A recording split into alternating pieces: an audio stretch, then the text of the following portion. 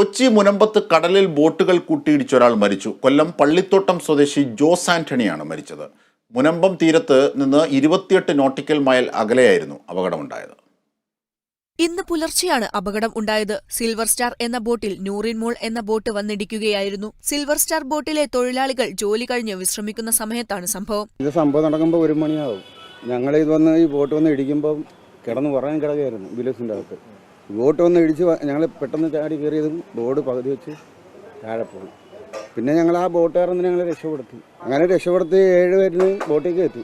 8ാമത്തെ ആൾ ഇവരുടെ അച്ഛനായിരുന്നു. അയാൾ പകുതി വെച്ച് തന്നെ അയാളുടെ പകുതി ഇത് പോയി. ഞങ്ങൾ കുഴഞ്ഞ് ബോട്ടിൽ പൊക്കിയെടുക്കുമ്പോൾ ഒരു ഇതുമില്ലായിരുന്നു. ഇടിയെ തുടർന്ന് സിൽവർ സ്റ്റാർ ബോട്ട് 2ആയി പിളരുകയും വെള്ളത്തിൽ മുങ്ങുകയുമായിരുന്നു. ബോട്ടിൽ 8 ജീവനക്കാർ ഉണ്ടായിരുന്നു. കൊല്ലം സ്വദേശി ജോസ് ആന്റണിയാണ് മരിച്ചത്. ബോട്ടിൽ ഉണ്ടായിരുന്ന മറ്റുള്ളവരെ രക്ഷപ്പെടുത്തി. മരിച്ച ജോസിന്റെ മൃതദേഹം പറവൂർ താലൂക്ക് ആശുപത്രിയിലേക്ക് മാറ്റി. പോസ്റ്റ്മോർട്ടം നടപടികൾ പൂർത്തിയാക്കിയതിനു ശേഷം മൃതദേഹം ബന്ധുക്കൾക്ക് വിട്ടുനൽകും. Kerala vision news, Kochi.